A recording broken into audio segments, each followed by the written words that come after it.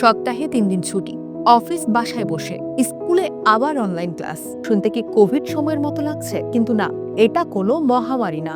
এমন ভাবনা আসছে জ্বালানি সংকট থেকে। বিশ্বের অন্যান্য দেশের মতো বাংলাদেশেও কি জ্বালানি সাশ্রয়ে আসছে নতুন কোনো নির্দেশনা? প্রশ্ন হলো, পরিস্থিতি কি এতটাই খারাপ হয়ে গেছে যে সরকার আবার লকডাউন টাইপ সিদ্ধান্ত ভাবছে? মূলত সবকিছু শুরু মধ্যপ্রাচ্যের উত্তেজনা থেকে। ইরান ও ইসরায়েলের পাল্টাপাল্টি হামলা বিশ্ব জ্বালানি বাজারে তৈরি করেছে ভয়াবহ চাপ, বিশেষ করে হরমুজ প্রণালীর প্রভাব। এটা এমন এক পথ যেখান দিয়ে বিশ্বের বড় অংশের তেল ও এলএনজি যায়। এখানে সামান্য বিঘ্ন মানেই বিশ্বজুড়ে জ্বালানি সংকট। আর বাংলাদেশ, এখন পর্যন্ত আমরা পুরোপুরি আমদানি নির্ভর দেশ। গ্যাস, তেল, এলএনজি সবকিছুই আসে বাইরের বাজার থেকে।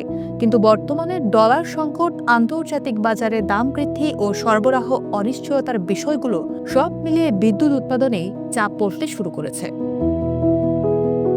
সংশ্লিষ্ট সূত্রে জানা গেছে, এই পরিস্থিতি সামাল দিতে সরকার ভাবছে এক গুচ্ছ কৃচ্ছ সাধন পরিকল্পনা, যেগুলো শুনলে কোভিডকালীন সময়ের কথা মনে পড়বে।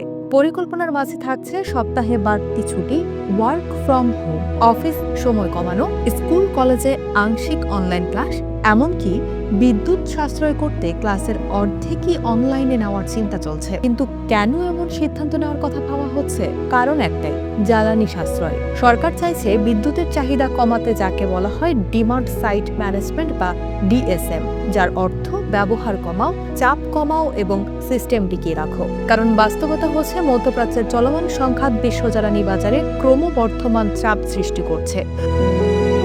বাংলাদেশও এর আঁচ পাচ্ছে, কারণ জ্বালানি ও এলএনজি সরবরাহের বিঘ্ন ঘটায় বিদ্যুৎ উৎপাদনে প্রভাব পড়তে শুরু করেছে। সাম্প্রতিক সপ্তাহগুলোতে সরবরাহ সংকটের কারণে বাংলাদেশ দীর্ঘমেয়াদী চুক্তির আওতায় আমদানি কমিয়ে স্পট মার্কেট থেকে জ্বালানি কিনতে বাধ্য হয়েছে, যেখানে দাম অনেক চড়া। যুদ্ধের কারণে পর্যাপ্ত পরিমাণ জ্বালানি নিশ্চিত করাও কঠিন হয়ে পড়ছে। কর্মকর্তারা গণমাধ্যমকে জানান, এই পরিস্থিতিতে বিদ্যুৎ খাত ফার্নেস অয়েলের মতো ব্যয়বহুল বিকল্পের উপর নির্ভর করছে।